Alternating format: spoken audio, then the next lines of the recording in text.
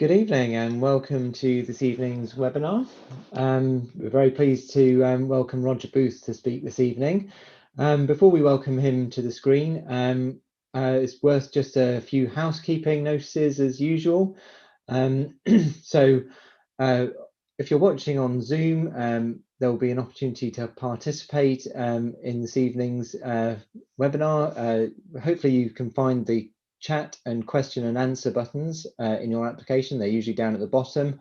You might need to use the three buttons, the three little dots if you're using on a mobile device to see the chat and the Q&A interfaces. But please do submit any questions that you've got while you're going along, and we'll come to them at the end of the presentation. If you're watching on YouTube, you're very welcome, but there's, I'm afraid, no facility for interaction there. Whichever, please note that it's only video cameras and microphones on mine and Roger's computer that are going to be active tonight. So please do feel free to move around and enjoy yourself without worrying that you might be disturbing other people. I think that's about it. I think Roger's intending to speak for about 30 or 40 minutes. And so it just remains for me to welcome him to the screen. So hopefully Roger will appear shortly. There we go. Wonderful. There we go. Good evening, Roger. Okay, I need to share my screen, don't I, in a moment? That's the one, yeah. Okay, so let's do that. Yes, and I can apologise for the slight technical glitch, which meant that about half of the intro video was missing, which is I apologise for. But you know, it wouldn't be live without these types of issues, would it? What's happened there? Oh, we seem to be at the end already. Should we, if you go from the beginning, that should be all right. Right. Okay. Well, thank you very much, Dave. What I'd like to do is talk for about hopefully 30 minutes about taking bell ringing out of the tower and engaging with new audiences. So perhaps if I move on to the first slide, one of the things we need to do as ringers is to engage with new audiences, shall we say, because from what I understand, about at least 60% of our ringers are now aged over 60. I mean, I learned at the tail end of the baby boom generation, and I'm shortly about to collect my pension. And throughout my ringing career, I'm sure that the average age of ringers has just gradually increased, and we all seem to be roughly the same age. So what we need to do is obviously get younger people involved, not necessarily that young. I think people, certainly the under 40s are the group that we most need in ringing at the moment. So not just younger children, sort of adults as well. If we look at our existing recruitment literature, currently we've got one main leaflet that's used. There are some others, but it says somewhere on this leaflet that bell ringing is an activity that's suitable for those from the age of 10 up to the age of 80.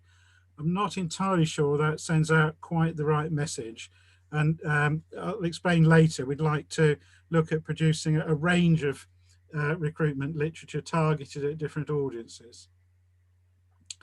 So where I'm coming from is my involvement started with the Charnborough ring. This is a picture of it here. I think quite a few of you will have had opportunity to ring on it.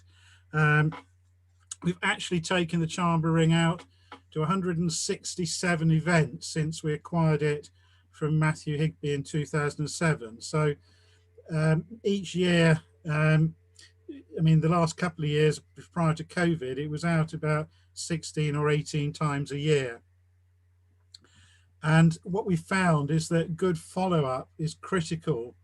It's no good just taking the Charnborough ring along to an event and expecting loads of people to sign up to learn to ring. The value of the Charnborough ring is as much about raising awareness of ringing as it is in terms of what I would call hard recruitment. And in terms of good follow-up, I think the Milton Keynes ringers organised an event called the Big Ring Pool, which was in Milton Keynes Shopping Centre. And they got about 90 people left their name and address and email address or phone number at the event, which was on a Saturday about 7 or 8 years ago now. And they'd prepared quite well. They'd organised a taster day 2 weeks later on a Saturday, and somebody actually phoned around each of the people who'd expressed interest and encouraged them to come along to the taster day. And they got about half of the people who'd expressed interest to come along to the taster day. And they'd organised a team of instructors over the next 2 weeks to teach those people how to handle a bell before they were sent off to ring with local bands in the whole sort of Milton Keynes area and surrounding area. What they found was after 2 years, 55% of those people that they taught to handle were still ringing. I think that's quite an impressive statistic. The other one, if we look at it as a more local example to use, the Cambridge University Guild. And the quote there is, it's been transformative in terms of the number of people that the Guild has been able to teach or recruit and teach to ring. The number of people taught from scratch over the previous 10 years, it was reckoned could be counted on the fingers of one hand.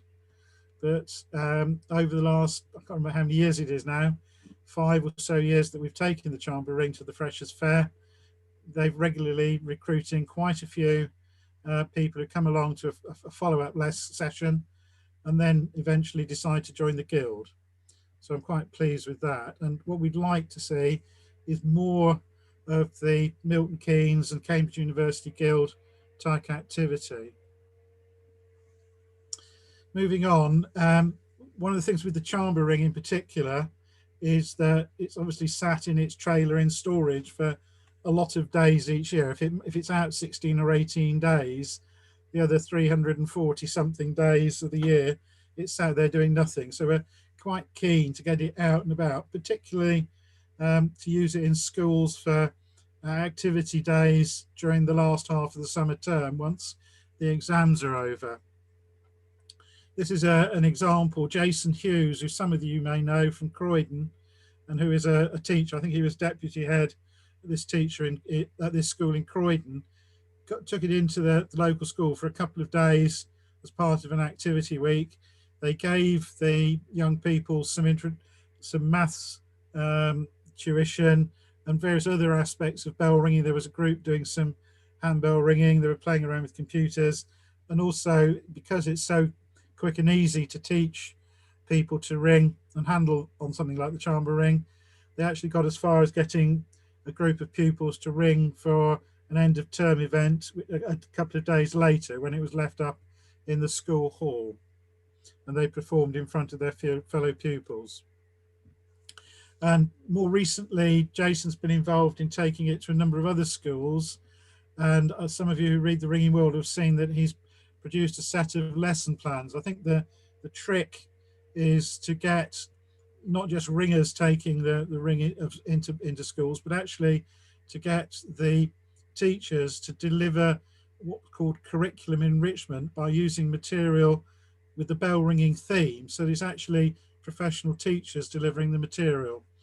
And in the last few days, Mark Regan and the Worcester Ringers have encouraged a couple of schools in Worcester to actually start using some of Jason's lesson plans and enrichment material. And we'd like to obviously work with Jason and to develop that still further. It's not just about the Chamber Ring. There's also the Lichfield Diocesan Mobile Belfry, which is based in the Midlands. A similar size set of bells mounted on a trailer. And that's also taken out to events, things like BBC Countryfile Live, which attracts tens, if not hundreds of thousands of people. They've taken it to scout and guide camps in Chatsworth Park and so on. So that's another way of engaging with or another tool for engaging with members of the general public.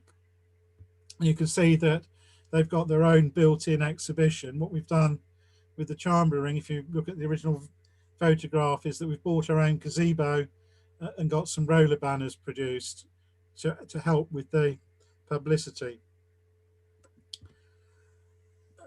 Moving on, there are also quite a few. We think there's at least 24 portable mini rings. This is one that's used by Richard Carter and the Mancroft Ringing Discovery Centre, and they've got experience of taking it out over the last 3 years to to about 15 schools and other events a year on average. And I'm also aware that within the Ely DA, you've got a portable demonstration bell. So it's not just about, what I'm going to be talking about, it's not just taking out larger mobile belfries, which obviously are more suited to larger public events and perhaps secondary schools, but equally you can take mini rings, which are probably more appropriate for a primary school setting or a sort of parish fete or whatever. We've also been talking to the Loughborough Foundry. Their museum's recently been successful in getting a Heritage Lottery Fund grant to obviously repair some of the buildings at the foundry, but also develop the museum as part of the Heritage Lottery Fund grant. The same applied to the Mancroft Ringing Discovery Centre. It's about what outreach there are going to be from these projects into the wider community. And the Loughborough Foundry are going to have 2 full-time museum staff who are professional museum staff, and part of their duties will be looking or arranging outreach into the sort of Leicestershire and wider area. And one of the things I mentioned was that during the summer, the Charnborough Ring is used quite a lot. And we often have to turn bookings down because sometimes 2 or even 3 groups of people want to use it on the same day. So we started floating the idea of making a Mark II version of the Charnborough Ring. And we talked to Matthew Higby and Taylors, and what we wanted was something that was a bit lighter. The Charnborough Ring at the moment has got a steel frame, which is quite heavy, and it takes a reasonable sized car, a sort of small SUV, because it weighs about 2.1 tons, the trailer fully laden. So we wanted something that was a bit lighter, preferably about 1.6, 1.7 tons, which is the weight of a medium-sized caravan, which the average family car could tow. And obviously, those of you that have been involved in erecting the Charnborough Ring will know that it takes about an hour to an hour and a quarter to erect and dismantle. So we wanted something a little bit quicker. So Taylors, in the end, have offered to help us design a new Mark II mobile belfry. Although it started off as Charnborough, it's probably closer in concept to the Lichfield design that I showed you earlier. And it'll be based on a tubular aluminium lattice structure as the tower, which considerably reduces the overall weight, although the bells will be roughly the same weight as the existing Charnborough and the Lichfield mobile rings. We did also do a bit of research because in Italy there are some mobile belfries which are actually larger, but we don't think they would be quite suitable for change ringing. So this is one of our latest CAD 3D drawings of the mobile belfry, and it's been designed so that we're almost ready to start construction, and Taylors have offered to donate the bells and the fittings. We've got some people who are prepared to underwrite the rest of the cost, and what's going to happen hopefully in the not too distant future is that Taylors are going to cast one of the bells and actually set it up and make sure they've got all the clappering and the design right, and that it works and handles properly and clappers properly before we do the rest of it, because we really want it to be an improvement on both of the existing mobile belfries. And the sexy thing, if you like, is that because it's trailer mounted, it'll be hydraulically operated. So the idea is that not only can a medium-sized family car tow it, but it's a question of pressing a few buttons, and within 15 or 20 minutes we can wheel the disconnect the trailer and wheel it away and leave the bells to ring, and then come back at the end of the day and again lower it hydraulically. So that's what we've got in mind, and hopefully it might be available later this summer. We've also been talking to the handbell ringers of Great Britain, because I think what I said earlier is that follow up with the use of mobile bell sniffers if we're taking them particularly into schools, but obviously I want to encourage them to be used also in things like county shows, university freshers fairs. No reason why we couldn't use them at half a dozen freshers fair each year. In fact, with the Lichfield one and the Mark II, we could probably do most university fresher fairs in the country. But HRGB have got quite a good project which they've trialled to engage with school children. This is a group of primary pupils, and you can see some real handbells there, as well as some flat bell plates and the relatively cheap coloured musical handbells that you can buy these days. And from a teaching point of view, handbells have got a couple of USPs, or unique selling points. They're very easy to use. You don't have to learn the fingering before you play them as a musical instrument. And also it teaches playing as an ensemble. If you have a group of 20 or 30 children playing a recorder, if one of the pupils plays a wrong note, it's not really going to be noticed. But with handbells, if each pupil is ringing, say, 2 bells, then it's all about playing as part of a team. And as tower bell ringers, we all know the importance of that. And HRGB are quite concerned that in certain countries abroad, handbells are actually used quite a lot to teach music. But it's something, again, another one of these things that we invented in the UK and exported overseas, and don't make as good use of it ourselves. And what HRGB have done is they've teamed up with 2 local authority music hubs, one in Berkshire and one in Bromley in Greater London. And these have professional paid music teachers employed by the music hub to teach music in schools. So this is in lesson time with professional teachers, a very similar concept to what Jason Hughes has got. And what they provide is that they loan the schools sets of handbells, and they provide support in terms of training the music teachers how to use the handbells, where to get the music, and provide support. And then they go out and deliver the lessons. We're not saying that local ringers couldn't take their handbells into a local school, but this is actually slightly more sophisticated. It's engaging with the music tuition system in the country. And this is just one of the things about handbells is that as tower bell ringers or change ringers on handbells, we tend to use handbells in one particular way, but handbells can be used in a number of different ways to create different musical effects. So this is just a short piece of entertainment for you. It's from an academy in the United States of a group of secondary school pupils in their music lessons playing a set of handbells.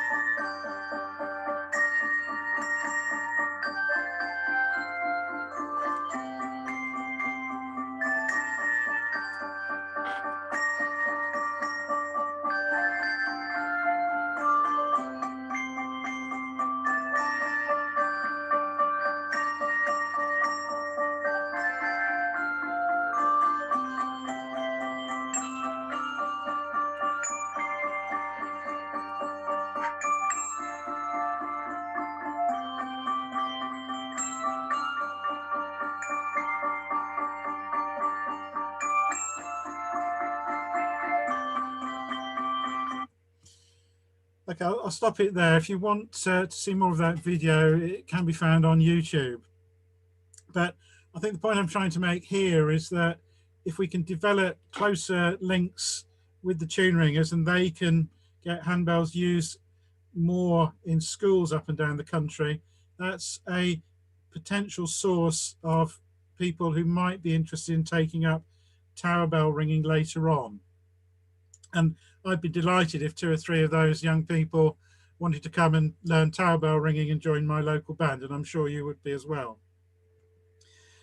Sort of moving on, a few years ago I was involved with a chap called Rob Parker through ART and the Ringing Foundation in talking to some students at Reading University in their marketing course, and Rob arranged them to do a branding exercise for ringing.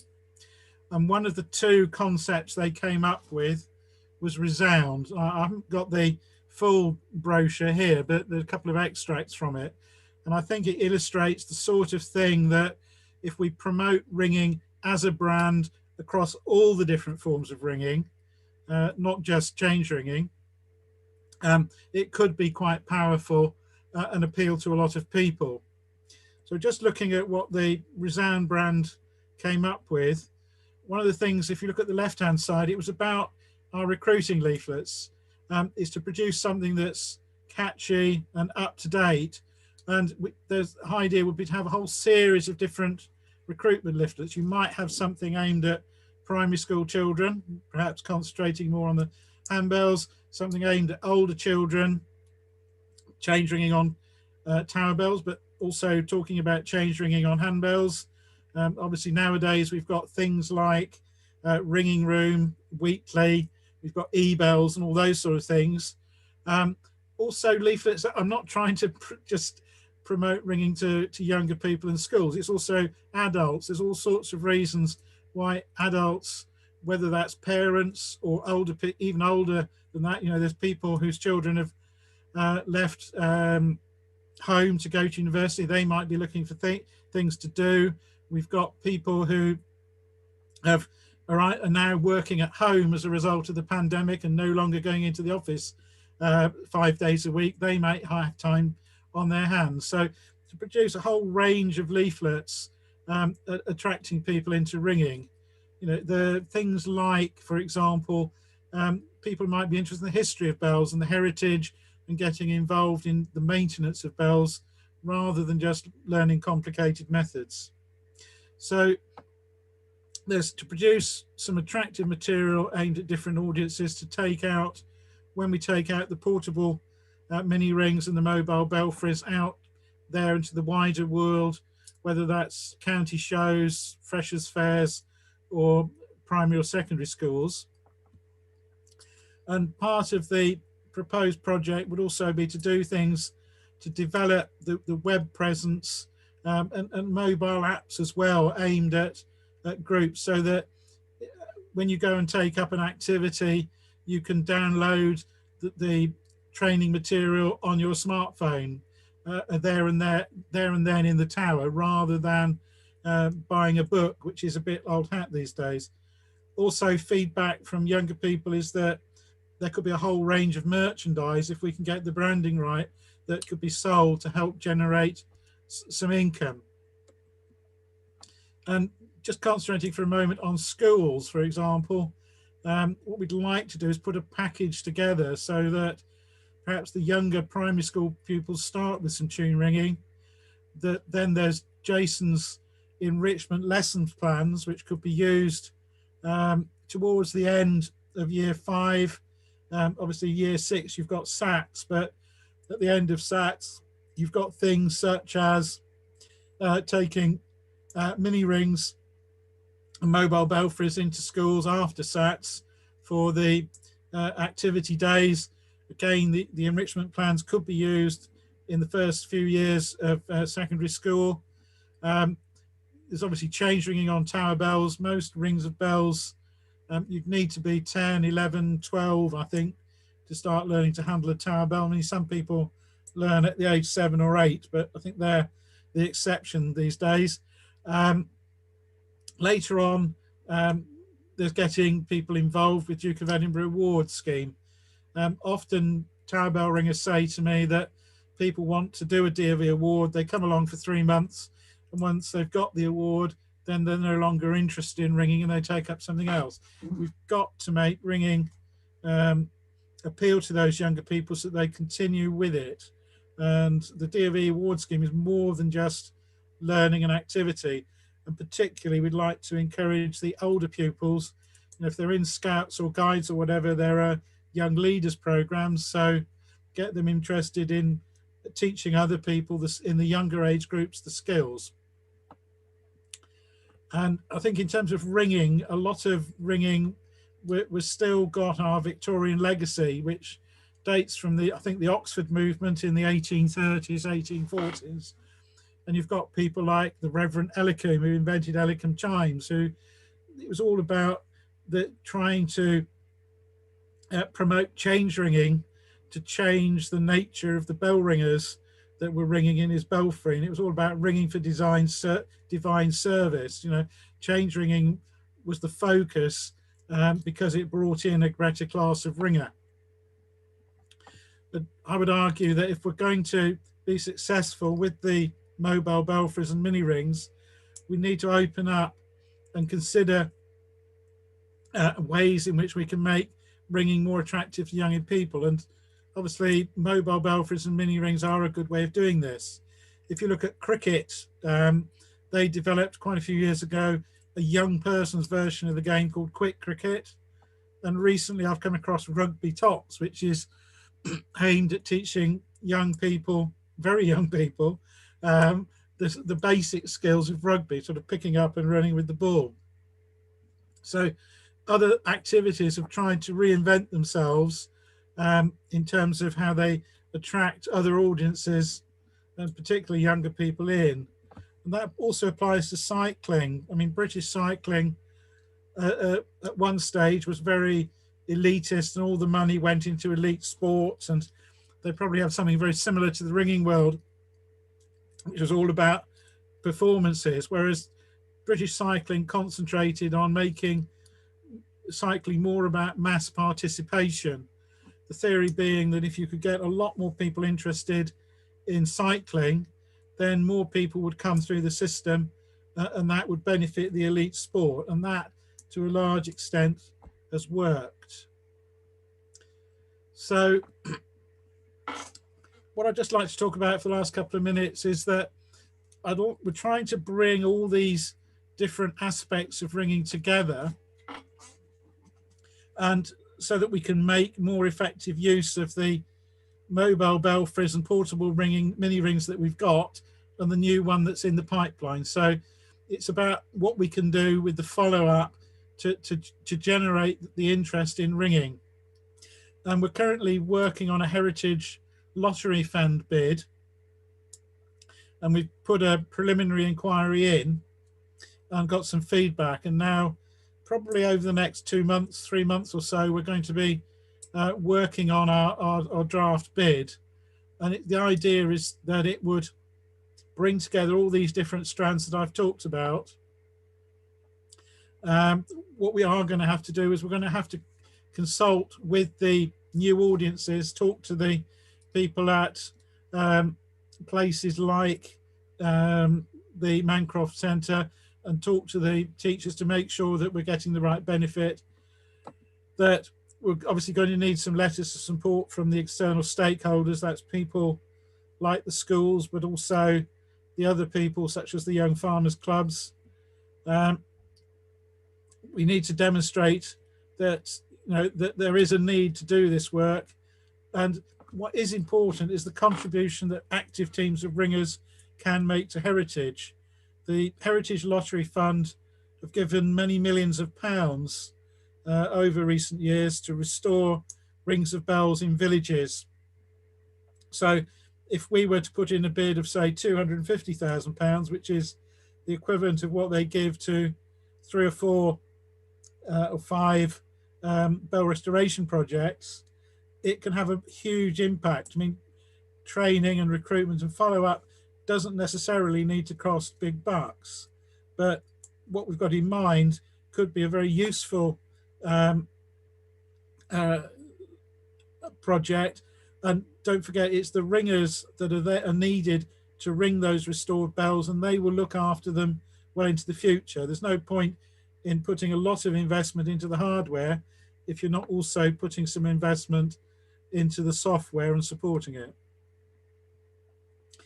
I think the other thing is that the tie-up with HRGB could be quite useful, because a lot of church towers, if you go on a typical tower grab, you'll see them lying around in church towers unused. What we'd like to do is to get local ringers to take their handbells out, and whether it's to use them with Sunday schools or messy church, or to use them with the congregation or the local school, is to get them out there and used. And that might mean restoring them, but obviously there's some support there in terms of music. So that's another thing that we'd like to encourage. One of the other things was that the feedback from our initial inquiry was that Heritage Lottery Fund said that it was all very laudable, it was a good idea, but they felt it wouldn't work if we were trying to do it all with volunteer staff. So part of our new bid will be, or the bid that we're going to make, because we haven't made one yet, is to employ someone as a project manager to help coordinate the various work. And particularly, it's all about collating and assembling good practice. There are examples of successful recruitment and training using mini rings, portable bells. Also, a number of places up and down the country have worked with schools. I know that a few years ago, I think a number of you in the Ely DA worked with Longstanton Primary School, and it's collating and disseminating that good practice and encouraging others to follow it. And part of the bid would also be to pay some students who, perhaps the university term normally finishes about 4 weeks before the end of the summer term, to go out and actually deliver activities weeks with the mobile belfries and portable mini rings during the last part of the summer term. And that also has a benefit. Heritage Lottery are quite keen to develop skills, so we could employ some students for a few weeks to give them some work experience, and then give them a good reference to help them get a job in whatever line of work they wish to go into. So how can you help? Do you have a set of handbells in your own tower that aren't being used at the moment? I'd particularly like to hear from people who are teachers, or particularly people who teach music and experience of working with young people. The more people we can bring into our team to help develop the bids, the better. We also need some help taking the portable mini rings and mobile belfries out. Ian Kerwin, who was quite active with the Charnborough ring, has had a change in work circumstances. He was based between Ongar and Chelmsford, and he took the Charnborough ring out probably almost 50% of the time over the last couple of years, but he can no longer devote the time to do that. So at the moment, it's sitting on my drive near Winchester, and I don't mind taking it out, but we do need more people to help tow. Obviously, with the Charnborough ring, it's 2.1 tons, so you need a reasonable sized car to do it. But if we're going to have the Mark II ring based at Loughborough, we also need people in the Midlands who'd be prepared to come and collect it and then take it out to events in their local area. And there's no reason why with any of these rings that they have to be stored at one particular location. As long as somebody's got a secure drive or a barn, they could have it for a few weeks and take it to a series of events. It would be particularly keen if there was, say, a week where you had 5 schools lined up in the Ely DA. You could have it for a week and take it out to all 5 schools. We also need people with experience of IT and web design, and if somebody can help us with some bid writing, we have got a couple of bid writers, but the more people that help with that, the better. So those are just some of the ways that you can help with our project. So thank you very much for listening, and hopefully there are a few questions. Thank you.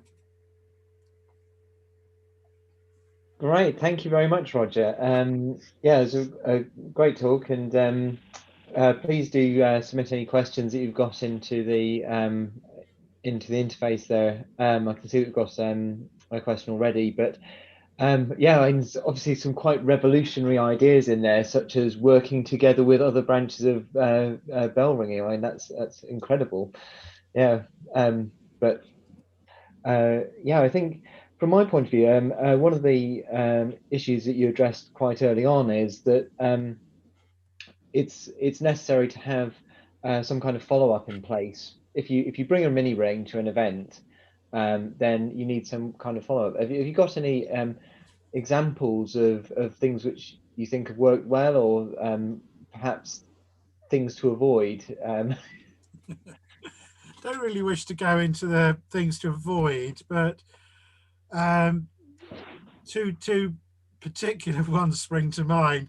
There was one where the local church wanted to raise money for their bell restoration project, which is very worthy. But what they did was charge the local kids 50 pence or a pound, I can't remember how much it was, to ring the bells. So the ring sat at quite a large event, sat there with kids playing all afternoon, just jangling the bells. And I think they would have got far more out of it if they'd have actually made, uh, rather than having 6 or 7 year old kids and 5 and 6 year old kids ringing the bells, tried to appeal and get people interested in ringing and learn to ring as a result. So that's one thing certainly to avoid, because what's noticeable with the chamber ring is that if you just ring one or two bells for even just 5 minutes, people just walk past. Whereas if you stop and ring not necessarily ring 5 minutes of a method, but if you ring for 3 or 4 minutes and then stop and then offer people a go for a minute or two each, and perhaps it's quite easy to ring the backstroke in rounds after a minute's practice. Get them to do that. That's much more successful, and then it's all about engaging with people. You don't get a lot of people respond to posters and to leaflets, but if you talk to them, would you like to come along and see it in the flesh? You realise that bells are bigger than this. There are all these different aspects, and actually ask them some questions and get some feedback, and then follow up. It's that personal contact and building a relationship with those people that's important. And I when I was in business, it was, you don't get a new client by the first time you meet them somewhere. You have to keep going back to them and remind them you exist. And then um, the Milton Keynes ringers, that example I threw up, where it was they got the names and addresses, and then they phoned the people up, would you like to come along to our taster day? And we took it to Bath Abbey, for example, and they did a similar thing. I've not got the stats on that, but they had a taster day and chased people up and got them to come along. One of the other things is that um, get your local young ringers group involved. There was another time we took the chamber ring out, and it was to a national lottery supported young people's day. So they had a park in a town with climbing walls, you name it, all sorts of activities. And there were a group of people my age. I think I told you I'm about to receive my pension, but if they'd got the local guild's young ringers group involved, and there was, and another thing was that ringers tend to turn up in shirts like this, don't they? We all turn up in casual clothes. I remember taking the chamber ring to a carnival in a town centre, and there were lots of different activities, and the local community choir turned up, and they were all smartly dressed in matching bright red sweatshirts and black trousers, and they looked smart. Whereas the ringers, you couldn't tell the ringers from everybody else. So, it's the follow up. It's all the little things that you can do to go from just putting the mini ring there and expecting people to want to learn, to actually engage with them and making it appeal. Yeah, Hopefully so that answers it's the really question. interesting. So yeah, I mean, that really is a focus on sort of the initial follow up, getting them to attend another event, as it were. Sorry. So getting people to attend another event is kind of the big step to take, and that once they've demonstrated they're willing to do that, that the follow up is a lot easier. And I think the other thing is that tower bell ringers think trying to sell method ringing. You know, the number of times once they do talk to people, and it's great that they do talk to members of the public, out comes the ringer's diary and the blue line for Cambridge Major or something, and you can see the members of the public glazing over. You know, there are all sorts of aspects of ringing that people can be interested in. It's not just about method ringing. You know, I mentioned the example of, you know, some people might be interested in tinkering with engines or have a mechanical interest. Some people might be interested in architecture and the opportunity to go out and visit different churches and to actually go or abbeys and cathedrals and play on their bells. Absolutely, and that sort of links into one of the issues being brought up is, I think the idea of these resound, branded items is really good, and not least because having different targets but all within a consistent framework can be a very powerful thing. Anand has asked, is it possible to actually get hands on these leaflets? Well, presumably the answer is not yet. No, the Resound was a marketing concept produced by some students. So let's say it doesn't really exist in practice. There's about 40 pages of, you know, these are they went out and talked to people in the street, you know, what would interest you in bellringing. So there was quite a lot of research that went into it, and it was the methodology. I'm not suggesting that Resound will be the eventual brand. I'm not suggesting the logo, but it was the whole approach that they had to promoting and how you would promote ringing that's there.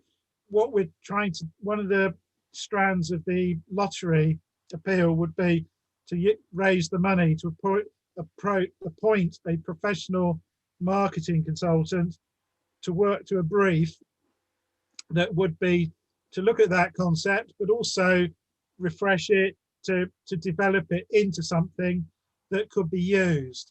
Because I think a lot of the marketing material that we've got is produced on a volunteer sort of amateur basis. And I think there's that thing I said about the Victorian legacy within ringing. You know, ringers naturally are very apprehensive. You know, it's all about, we can't possibly go out and pay people to do that, can we? You know, it's breaking down that barrier and saying, well, you know, why can't we go out and do some of these things that are people? I'm not saying that the marketing consultant will be given free rein. I think we can think of examples where the logo that comes up might not be the one we want. So there needs to be a brief from the ringers, and certainly that ideally we want somebody.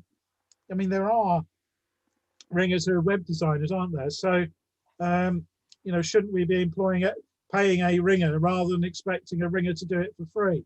Mm. Yeah. And then sort of a similar thread to the one that we were just discussing about multiple facets. One of the comments is, could ringing be introduced as a learning game? Sort of challenging to ring, potentially accurately, or learn methods separately from the bells, and then later on try to connect it with ringing. And I think, that's obviously in this virtual ringing world that we find ourselves in. In a sense, that's already started to happen. I'm aware of some people who've taken up ringing, having never touched a tower bell. Yeah, and I'm aware of people as well, and particularly there's a weekday group on Ringing Room that I go to several times a week, and that's got a number of people who were not quite lockdown learners, but they were people who were learning to handle a bell before lockdown, and they've yesterday they were ringing things like Kent Minor, Little Bob Major, and these were people who could barely well, they didn't even have the handling skills to ring play none, did they? I mean, that was diverting away slightly, but there, we need to. I suppose where I'm coming from is that if we get away from our Victorian straitjacket, there are all sorts of innovative things that we could do. And what I've suggested tonight is just, I think, scratching the surface about what we could do to engage with all sorts of people and bring new people in to the exercise, and not just young people. That's good.